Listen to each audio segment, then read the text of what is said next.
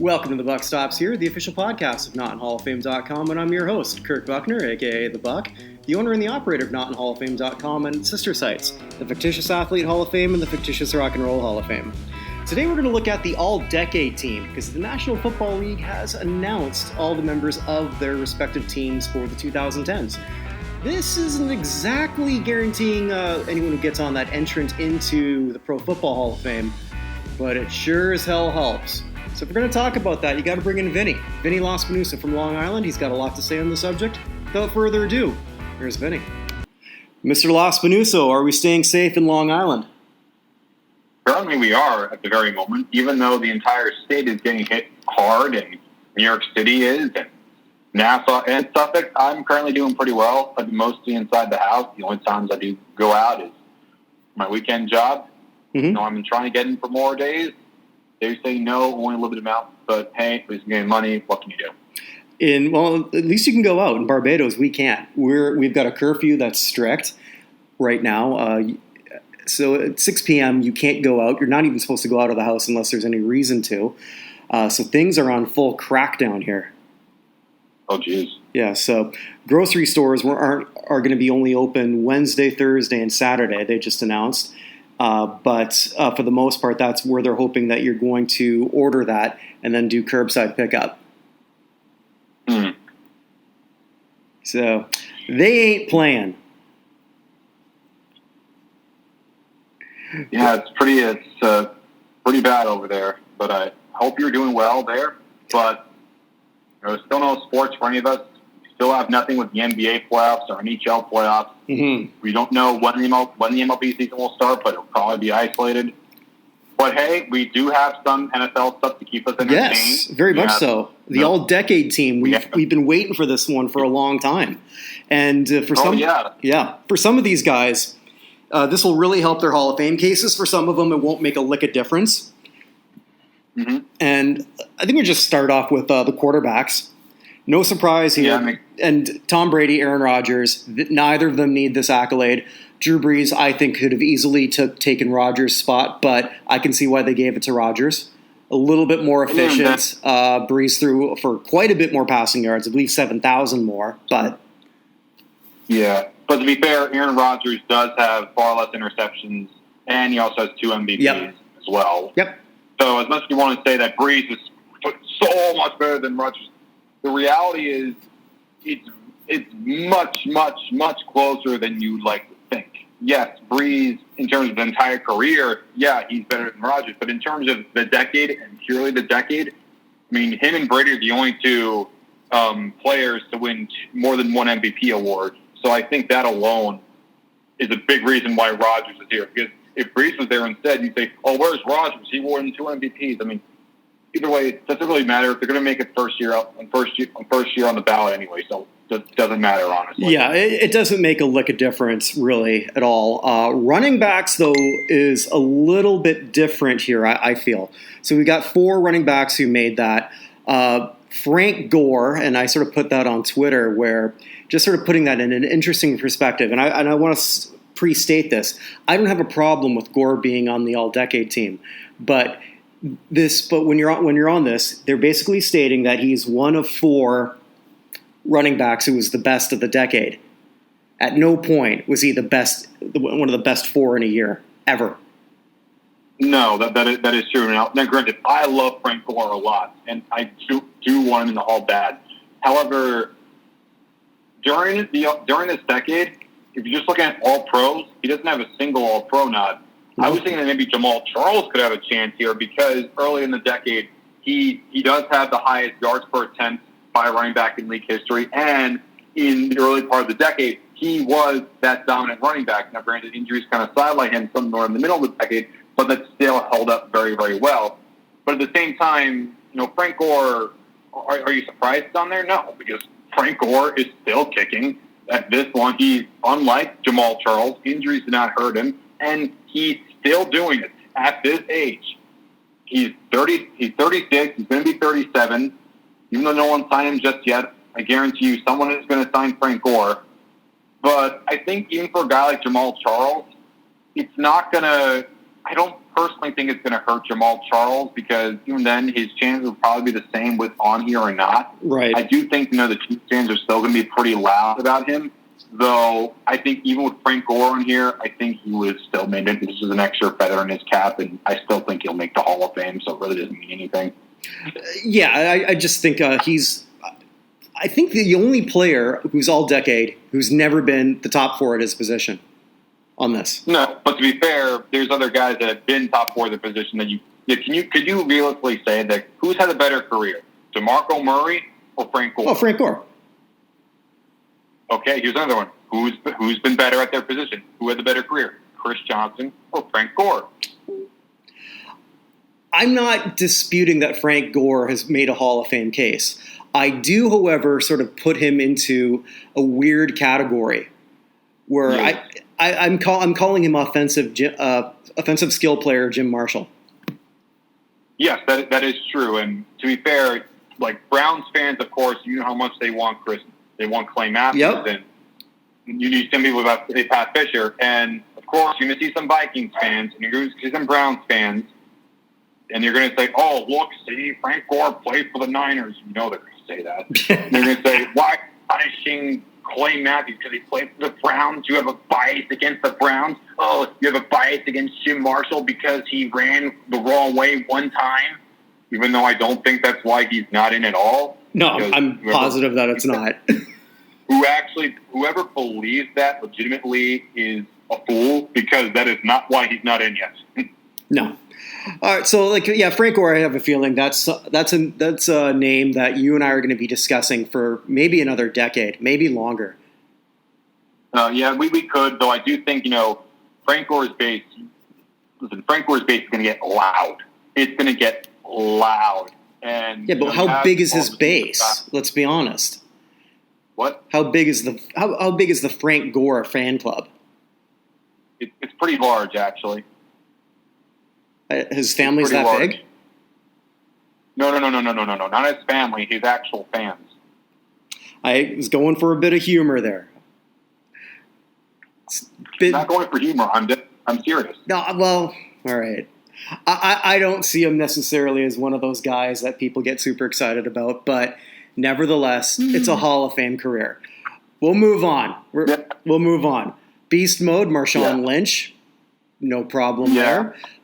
No problem at all, though I would say that, if the 2000s All-Decade team is anything to go by, we only have 2 running backs from there that are in. Tomlinson and James.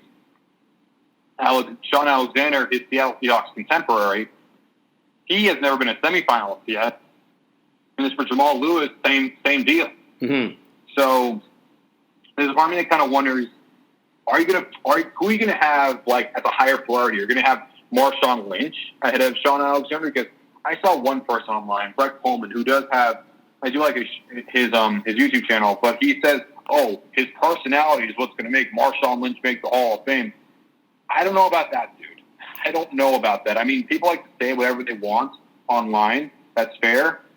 But you have no evidence to support that. You literally have no evidence. Now, granted, I get his point, though, Vinny. I mean, personality can sort of overtake a lot of things. If you're a casual football fan and you look up Marshawn Lynch's overall stats, you're surprised that it's not as high as it's not as high.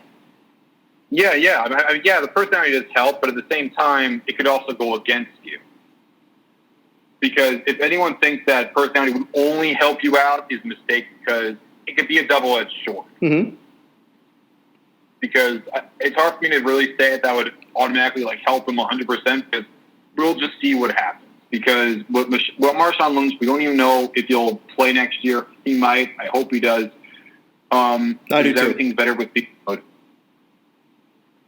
and we're just here so that we don't get fined. LaShawn McCoy, here's a six-time Pro Bowl running back who just isn't talked about nearly as much as he should be.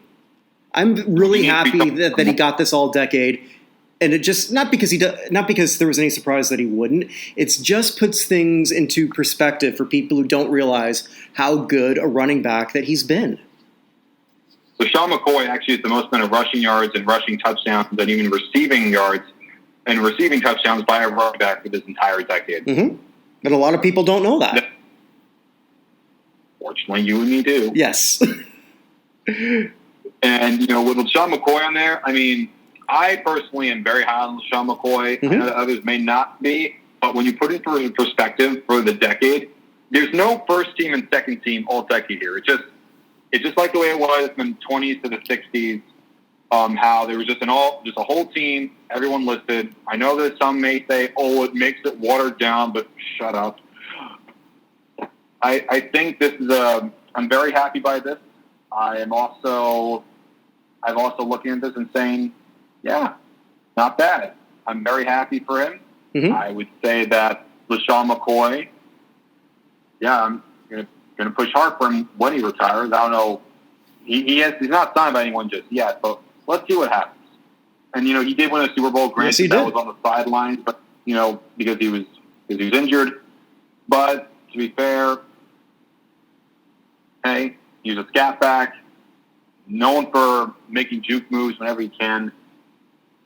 Let's see what happens. Maybe we might even see him with the Eagles again next year. Let's see. That could be. And the only other one, another lock, I think everyone knew this was going to be, especially considering it was unanimous, Adrian Peterson. Yeah, I mean, there's really nothing more to say. Another guy who just didn't need the extra accolade, but I'm sure the unanimous label suits him just fine. But here's what I wanted to ask you, actually, when we said we were going to do this, when you asked me about this today. I want your take, and I'll give you mine afterwards. There's no all-decade fullback. I'm kind of mixed on that. I mean, granted, we didn't have one in the 90s either, but if there was an all-decade fullback, it would have easily been Mike Allstott. But in the 2000s, we got a couple. We got, Lorenzo Neal and Tony Richardson. I mean, Lorenzo Neal's a guy that some people have mentioned about. I could see it, but not people Allstott. But as for the 2010s, if you were to have a fullback, it would usually be Kyle Juszczyk, no question. Oh, of because course. of the fact that the way that he's been utilized, and because fullback isn't something that gets all pros anymore, it's why you don't see him getting all pro nods, because there's literally no section for all pros. So I would say for that, I think if there was a fullback section, you would definitely know second. With no doubt in my mind, you'd see Kyle Juszczyk here, because what he's done for the game, how he really changed the fullback position and how we view the fullback, because Juszczyk has been used in a very gadget sort of, chameleon sort of role for the 49ers and the Ravens. So I think of him. There's also Mike Tolbert, but I would give the edge to Juszczyk, because when Tolbert was there, they had all pros for the fullback. When Juszczyk was the best fullback in the game, there was no all pros for that. And he's really, by far, no one can argue otherwise. He is the best fullback in the game. Yeah, and I'm kind of with you that where first off, I agree 1,000%. He is. I also sort of don't necessarily have that big a problem that there isn't an all-decade fullback, because there's teams that don't even have fullbacks. Well, yeah, I have no issue with it either, because, I'm different. I have no issue with it. It's also why there's no all-pros for fullbacks, because a lot of teams don't have them. But if there was, Juszczyk would be all first-team all-pro across the board. Okay, no, so we're pretty much on the same page there. Wide receivers, Antonio Brown. Why is it I can't say his name without laughing? Oh, my God. Well, he's a clown, first off. I mean, you can't – there's no one that's hurt his chances for the Hall more than this guy. Everyone is he is in a class of his own, because you got to literally separate him from the pack, because that's how much – you go from a guy that made the all-decade team, 5-time All-Pro, 2-time receiving yards leader, 2-time receptions leader, touchdowns leader, 7-time Pro Bowler with the Steelers for 9 years, and then you have the off season where you get traded to the Raiders, and you got your feet and your helmet, and you big commotion. Then you get cut, get picked up by the Patriots, and sexual assault scandal. You threatening, the person accusing you. Then you get cut after playing one game. Issue with his family and his kids, and he went to rehab. I think the guy has, honestly, I think the guy, there's something mentally wrong with him, personally. I have no idea what's going to happen to his career. I mean, we saw him with his cousin, Hollywood Brown, or Marquise Hollywood Brown. We saw him with him maybe get picked up by the Ravens. I have no idea what's going to happen in his career. Your guess is as good as mine, honestly. Well, just following him on Twitter, I mean, it's his Twitter's bipolar. I don't know whether AB is bipolar. And the funny thing is, and I was saying this to Evan last week when we were discussing, the players who sort of hurt themselves the most, who were not named Antonio Brown in terms of Hall of Fame consideration. And I argued that if Antonio Brown would have quit last year, if he just says, okay, you know what, I'm done, I'm retiring early, I'm going to do what I want to do, he's held in higher regard than Calvin Johnson. Yeah, he would be, easily. And now, Calvin Johnson, he's not. Yeah, no, he's not. And I have no idea how it's going to be. I do feel like down the road, considering I know how people on the internet are, and also I know how people are, I wonder if people are going to but at the same time, Brown's career isn't over yet. We have no idea what's going to happen with it. So it's literally an enigma. We literally do not know what's going to happen. Mm-hmm. No, right. But he's what, 30, 31? He is 31. 31, okay. And you pissed away a year. He pissed away a little bit more than a year. He pissed away millions of dollars. Well, okay, but for our purposes, he pissed away a year of football. Yeah. Yeah. And plummeted his own reputation. So bad to the point where Roethlisberger looks like the good one. To be fair, no, Roethlisberger did not rape anyone. I know that people like to say it, but there's literally no evidence. I'm just talking reputation. I'm not going to go into the he said, she said crap. We did enough of that in our pre-phone call when we were talking politics for 30 minutes before we even went on air. It's true. So I guess it's a good segue for Calvin Johnson. He's on. I actually want to touch about him more later. Larry Fitzgerald, no shock there. Just ageless, keeps compiling, and still a very good wide receiver. There's nothing more. I mean, duh. He made the 100th anniversary team. I mean, duh. There's not really much to say about Larry Fitzgerald. I mean, he's going to make a first ballot. There's nothing more I can really say because this isn't gonna hurt his chances at all. So Larry Fitzgerald's on there. I'm indifferent because he'll make a first ballot. So what? Yep, and we got Julio Jones, who probably because of AB's actions now has the most. He's the one with the most receiving yards of the decade. But not in terms of touchdowns, though. That's true. Not in terms of touchdowns. Only 57. But to be fair, Jones is a very different kind of wide receiver than Antonio Brown. Right. So.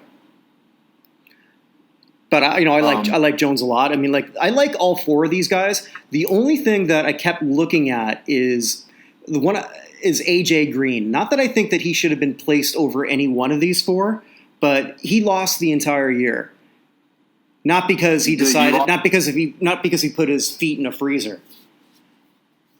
Yeah, not only that, he's a 3-time All-Pro. He's a 7-time Pro Bowler. He was on the All-Pro team 7 straight years. Right. However, he got injured, and he's been injured the last couple of years. And I do think Joe Burrow could help turn him around. But also, I look at some other wide receivers. You could argue maybe DeAndre Hopkins should have been there. Possibly. Or, hell, even Mike Evans, you could argue, like PFF did. But at the same time, I have no issue with these four. No, but why I feel bad for Green is because if Green plays to the same level that he played the years before, could he have taken Johnson's spot? Well, he had more touchdowns than Julio Jones, but granted, Julio Jones has Yeah, I mean Jones isn't the fourth wide receiver in this group. I think it's Megatron, with all due respect to him. What Megatron? He's the fourth wide receiver of that list for the decade. Oh yeah, I think so too, and that's nothing against Calvin Johnson. No,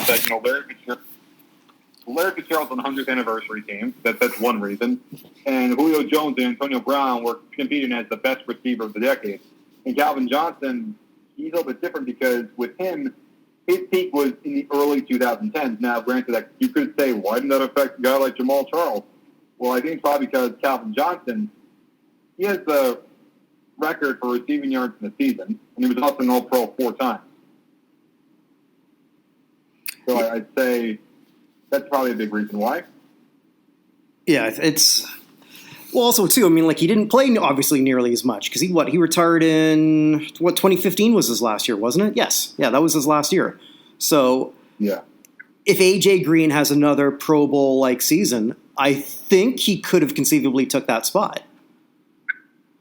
Though one could say, like, how likely is A.J. Green's chances now because he wasn't on the All-Decade team? And, like, stuff like that. It's why you look at All-Decade teams, you got to really look at the whole picture of all the contemporaries. And Absolutely. that's why I use them. What? No, I'm agreeing with you. Absolutely.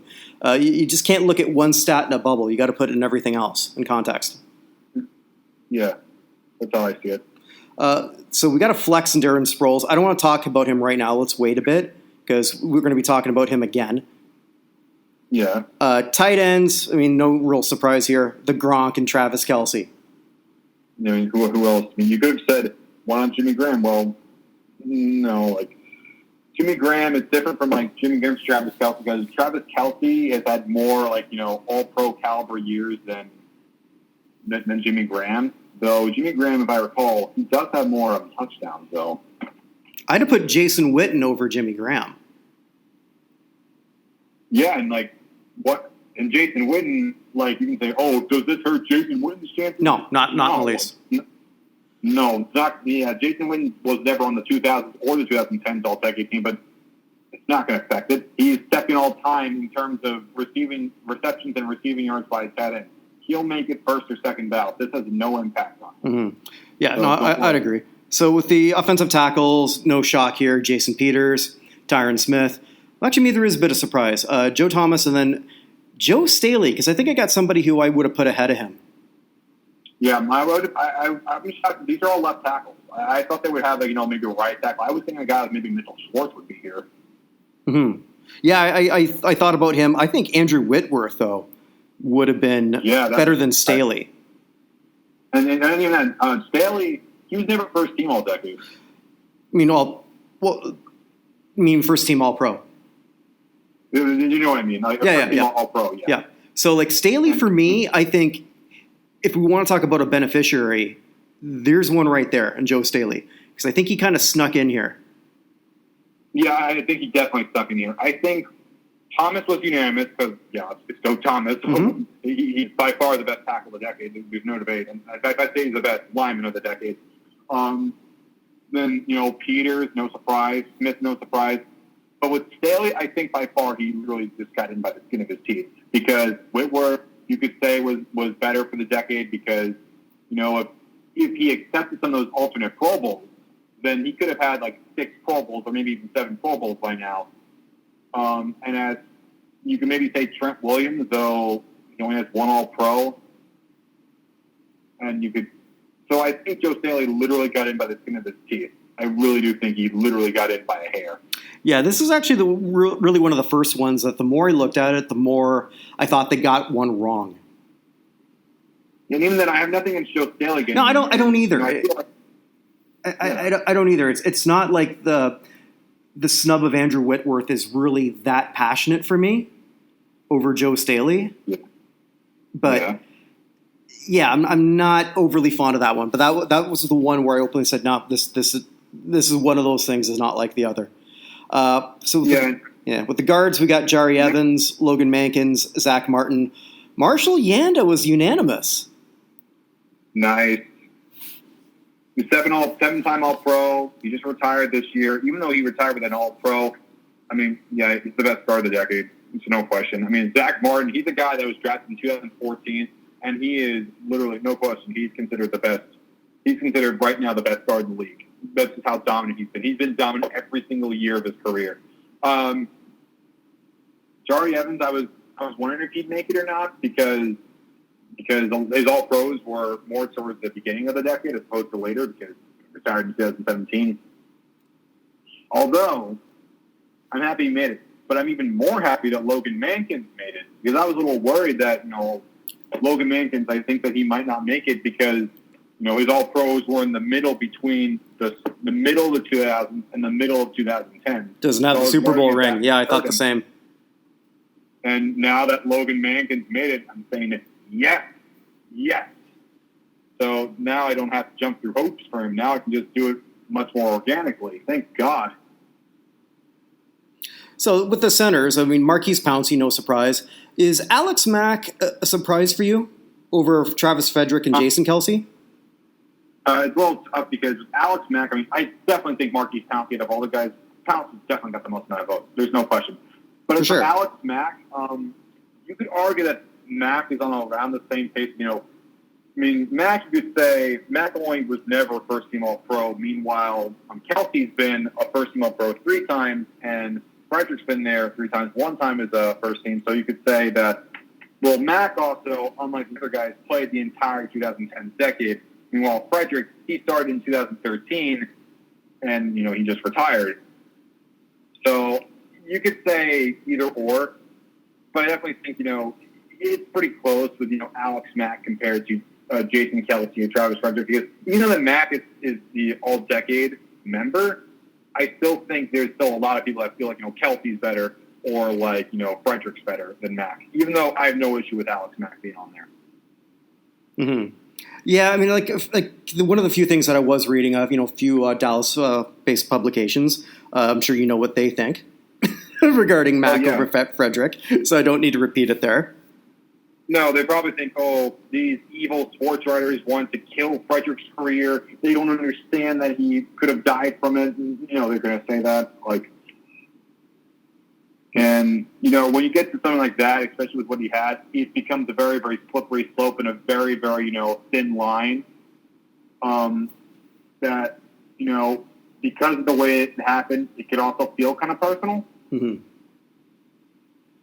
Yeah, no, you definitely can. But, I mean, you can take almost anything and then frame it that way.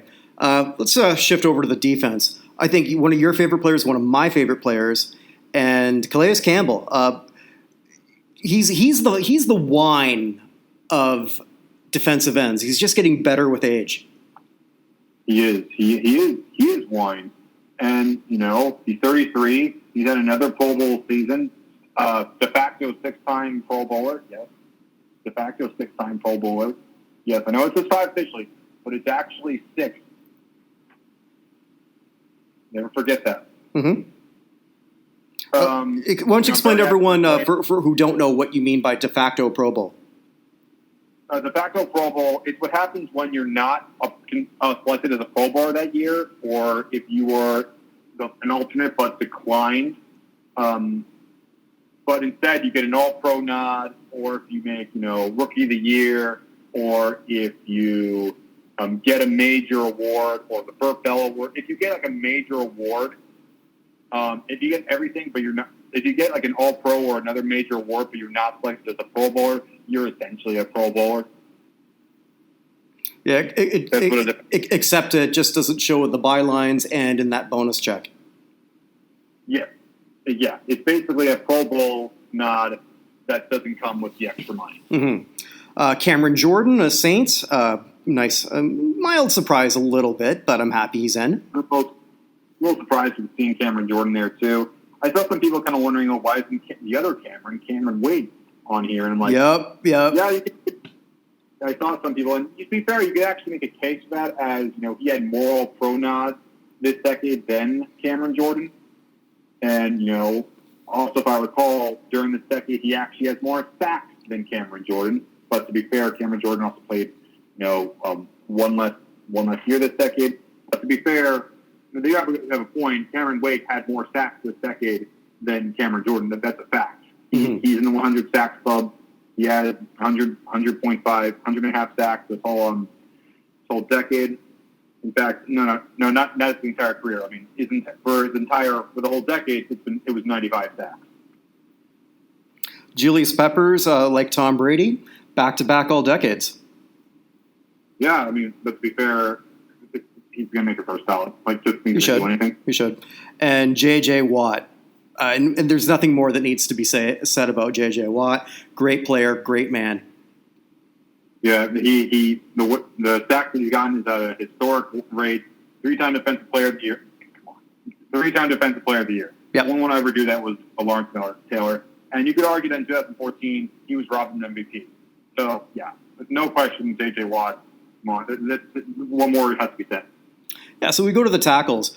Geno Atkins, I was saying that, he's a Cincinnati Bengal, which means he needs every single accolade he can get. Well, and because, Bengal fans, like, people want to say about, the Broncos, the Raiders, and some of the other teams. The Bengals fans, you could tell them when they're angry, it's legitimate. And it's not for some stupid reason. It's legitimate, their anger. And, they want to see Anderson in, they want to see Riley, and they want to see Parrish in.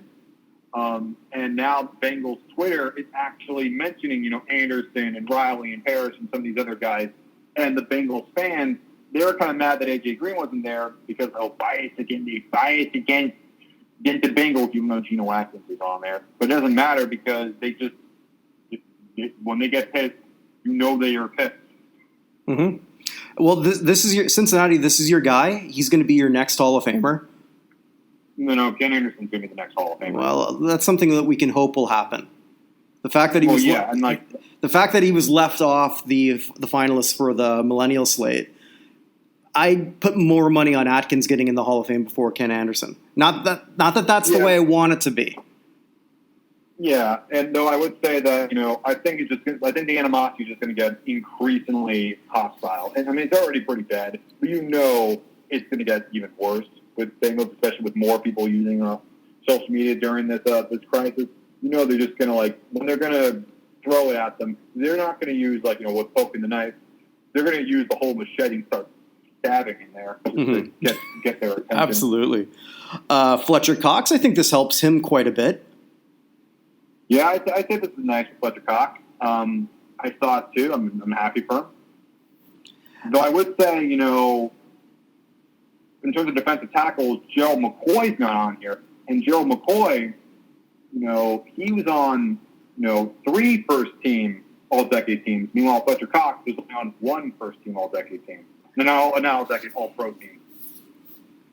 Yeah, I was a little surprised that I would have put McCoy over Cox, personally.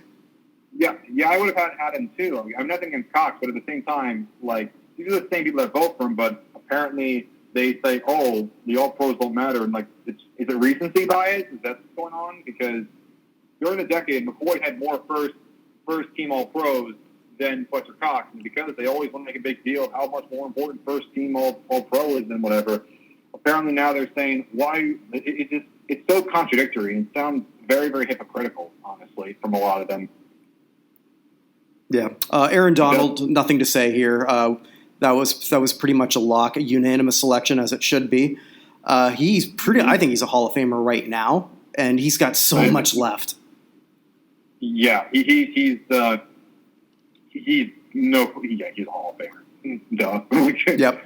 Yeah, I think, when you have 2 Defensive Player of the Year awards, lead the league in sacks, you've done everything. And so we have Ndamukong Suh, which is a nice reminder to everyone how good he was in the first half of the decade. And he's still a good football player. He's a big reason why Shaq Barrett and Aaron Donald even led the league in sacks. He's a big reason why. Yeah, absolutely. So he's one of those rare defensive players where you don't always necessarily see everything that he does on a stat sheet. Mm-hmm. Yeah, so I was really personally happy for him, and I think it's just sort of a reminder of what kind of a player he was. Linebackers, Chandler Jones sort of threw me off a bit. I wasn't surprised. Yeah, I was a little bit. Maybe because he doesn't fit in the same mold as some of these other guys. When I'm looking at Luke Kuechly, Khalil Mack, Von Miller, Chandler Jones to me just isn't in that same breath. I think in terms of outside linebackers, you got to look at Chandler Jones, Khalil Mack, and Von Miller for the outside linebackers. And you saw some people online upset Levante David again because, oh my God, the pass rush. You're ignoring the other outside linebackers because you're ignoring them because you're only focusing on the pass rush.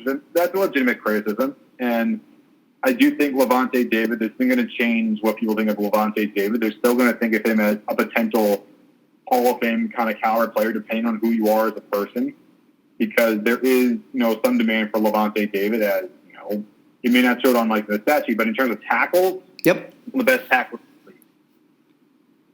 Well, I mean, Kuechly wasn't someone who was much of a pass rusher.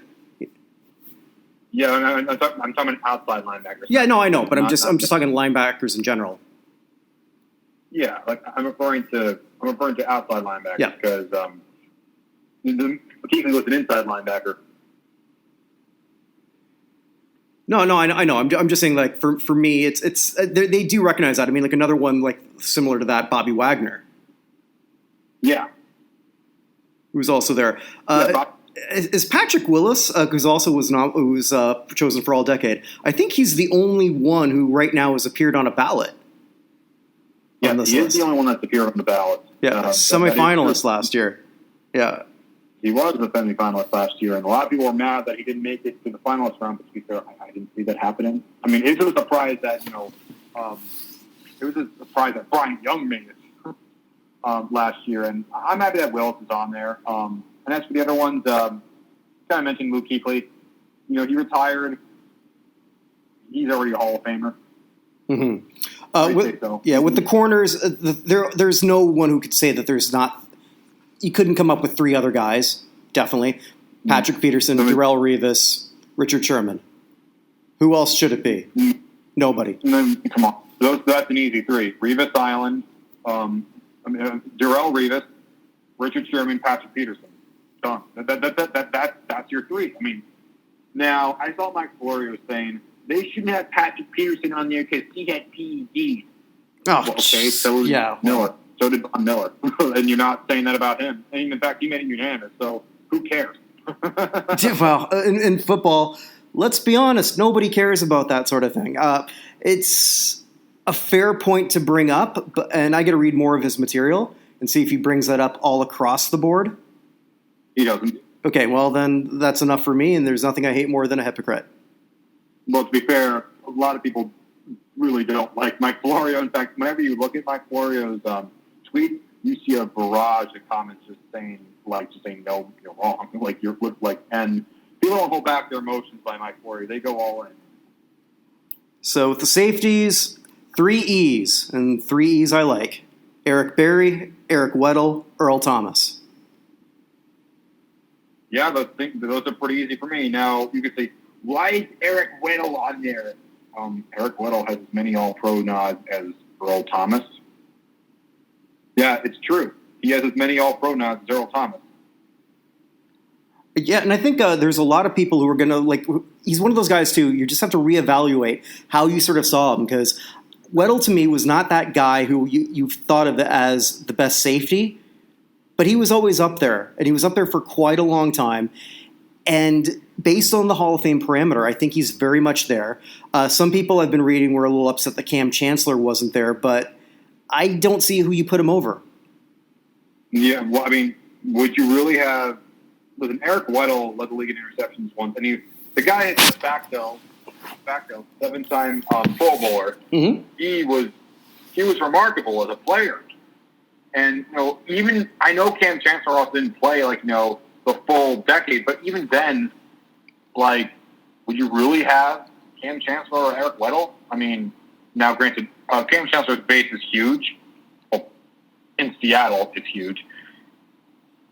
But yeah, I mean, if you want, in terms of shorter careers, I mean, I wonder how this is going to turn, because the base for Cam Chancellor was, they showed their emotions pretty loudly. Though for Eric Berry, I think he probably just snuck in there. I think Eric Berry, out of these guys, I think Thomas definitely made it, and Weddle definitely made it. Berry, I think, kind of snuck in there. I'd agree.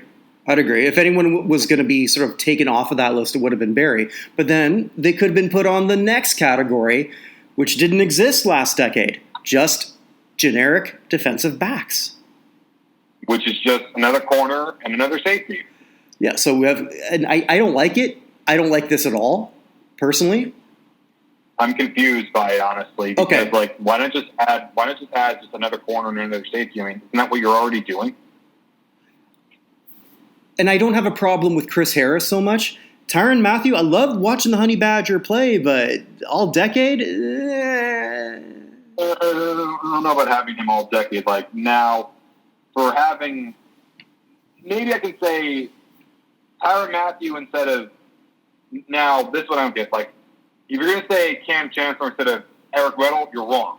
Mm-hmm. But having Cam Chancellor instead of Tyrann Mathieu, absolutely. Then I might be where you're coming from. Then I might be seeing where you're coming from. Yeah, so like that. This is one thing I don't quite understand why they did that. I was looking to when they sort of started this in the AP individual or like for individual years. It looks to be 2016, where they sort of went that route. Like, are they doing this just because they figured, well, if we're taking out two fullbacks, we got to put two something else? I don't really know. I don't get it. What? Why couldn't you just add another flex guy? There also too was no special team players either. Why not add another wide receiver? I mean, it's a more passing league now. Yeah. No, I honestly don't know. If I'm stuttering here because I really don't know how to say. I don't like this. All right, I'm just going to say it like this. Or third center. Why not? Like, I think this is sort of a flawed process. Harris, I'm okay with. Honey Badger, love you, love watching you play, but you're not an all-decade guy. You're not. Yeah, I mean, Chris Harris's case is really one of those guys that's really rooted in, like, you know, the advanced numbers. So I have no issue with Chris Harris, but I mean, this is going to be where people like to put fake asterisks into like what's legitimate or not, and this is where it's like, you know, some it's going to help, but for ones that the others they're going to just ignore it and just don't push their guy regardless and say that no, those people are corrupt, they don't respect them or whatever, you know. Yeah, actually, the more I think about it, the more I dislike Matthew in this. We'll say what? The more I think about it, the more I dislike the Honey Badger in this. Yeah, me too. Yeah. But let's get into the thing there I know you love, special teams. And I say that with no sarcasm, kids. He really does. This is. Yeah, that is true. I love my third wheels. Mm-hmm. Punters, no shock here. Had to be these two, Hecker and Leckler. Now I saw, you know, John Turney getting mad. Oh, why is Leckler on there? There's some guys with, you know, better ones like Morstead and whatnot. Well, I mean, to be fair, you know, even with an All-Pro, it's not really going to affect, you know. Maybe you could say having Andy Lee in there instead. That maybe. I could see having, you know. I like Lee. I can see Andy Lee. Yeah, Lee I could maybe see instead. And though at the same time, I can also see why Andy Lee wasn't on there. Because, you know, he was more so good in, like, you know, the end of the 2000s, like in the very early the 2010s, like, I mean, early, like very early. So I'm not really that shocked, though I got to say, you know, when you're on not one, but two all-decade teams and the 100th anniversary team, and you're on 9 All-Pros, you lead the league in punting 4 times, you win the Golden Toe Award, and you're a de facto 9-time Pro Bowler, I mean, yeah, that's case closed. Kickers, two guys you really love a lot. Gostkowski of the Patriots, or formerly of the Patriots. Justin. Now I don't know if he's signed by anyone at this point. Yeah, and another unanimous selection, Justin Tucker. I mean, come on, this made a lot of sense. I mean, Justin Tucker, I mean, who else could you have as unanimous as a kicker? No one. In this decade, no one else. So, you know, love those. I have no problem with it. Punt returners. Tyreek Hill? Huh? I mean, I always get kick and punt returner mixed up, personally. Yeah, well, and I guess when I was looking, okay, I guess it does sort of make sense. Having said that, you know, he only did that 3 seasons.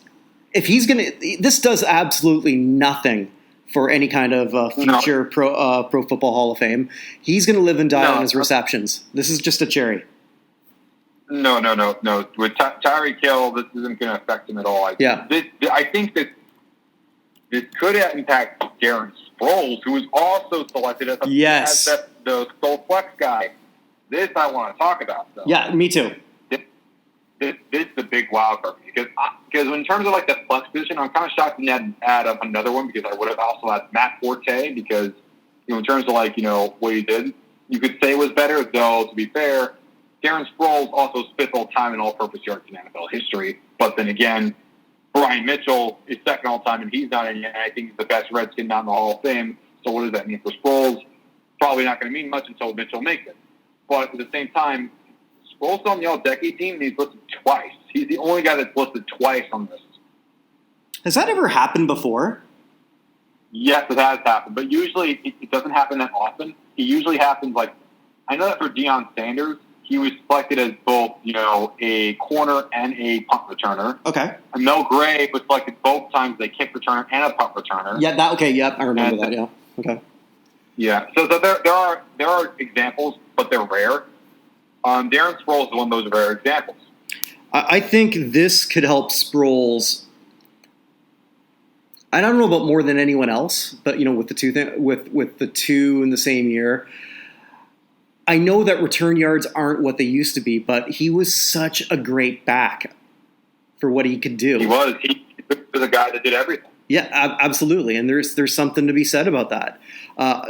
Which sort of takes me to the next guy, the two kick returners, Devin Hester. And I like him for this too. But for me, who would I rather have on my team, Sproles or Hester? It's Sproles. It's not even close. Sproles, Hester, in terms of what he did, no one did it better than him. But you could say, hey, Sproles did more than Devin Hester. Yes, he did. Then again, and I'm definitely against Devin Hester. I want Devin Hester in badly. Well, not as much as Steve Tasker, but I like him in very badly. And, Billy White, Hughes Johnson is there too. But, I'm down with Devin Hester too because, him and Johnson both were on two All-Decade teams and were on the 100th anniversary team. Kind of feel like, and, Johnson was also on the 75th anniversary team. So it's easy to just say, oh, Devin Hester, but you can also have Billy White, Hughes Johnson there too, who was also on another anniversary team. So who do you go with in that situation? One's in the senior, one's coming up. He's not going to make a first ballot. I don't care what some people say. He's not going to make a first ballot. So he might not even get fifth ballot. Bears fans going to show their emotions. I'm sure they will. I'm sure they absolutely will. And this is not a shot at Devin Hester. This is a shot at the opinion that most of the voters have towards special teams players. Yeah. Fortunately, it feels like fans are coming more on my side than on their side. And I think that's good for me personally. But I would say that, you're going to just see more and more support towards the special teams guys from the fans, which I'm happy about. Mm-hmm. Voters, I think you're just going to see more insults directed at the voters, though. Yeah. And so we got just one guy left, Cordarrelle Patterson. 6,000 kick return yards. I didn't realize it was that much until I was reading about that today. I knew it was a lot. I didn't know it was 6,000. Also 5-time All-Pro. Yeah. So, definitely probably one of the most worthy ones here. He probably should have been unanimous. I'm happy that Cordarrelle Patterson is. But then again, when you talk about, kick returner, punt returners, Josh Cribbs was there. Josh Cribbs and Dante Hall were in there last in the 2000s. But in terms of what they've done, Cordarrelle Patterson, by far, he's better than both of them. Mm-hmm. Yeah, so overall, I think you and I almost feel the exact same way. Yeah. Yeah, the two defensive back section, don't like it. Mm-hmm. Neither of us really seem to have a problem with the omission of fullbacks. Sorry, Kyle, but I get it, and I'm sure he gets it too. Yeah, he gets it too. I'm sure he does. And there's just a couple snubs we're a little bit different on, but overall, congratulations to all the new members of the 2010 2010s All-Decade team. Well earned, and this is a very prestigious honor. Wear it proud, boys. Yeah, I think if you're a guy that didn't make it, don't freak out. I think your guy could still have a chance. In some cases, who really cares? In the case of Drew Brees, So in case of a guy like Whitworth or Schwartz, or even a guy like McCoy or David, don't worry. Just be loud, be very boisterous, and I'm going to notice you. And don't worry, you're all on my sheet anyway. So Love it. So I'm sure we'll be doing this again come the draft. Yeah, that's going to be interesting for me. Do you think we should do? Just do the first round? Yeah, I think so. Just the first round. Yeah. Beyond that, that's just going to get a little bit too tedious. Yeah. So thanks. All right, sounds good. All right, you stay safe, Vinny. Thanks. You too, Kirk, and stay in there and. Tell your dog to stay far away from the monkey feces as possible. Yeah, because that's what my dog did this morning. He rolled around in actual monkey poop. Hashtag island living. So there you go. Okay, best of luck. All right, thanks. Take care. Thank you so much for listening. We're going to have some more material coming up on the site in the next few weeks, and hopefully everyone just stay safe out there. Thanks so much, and have a great day. Great day. Great day. Great day.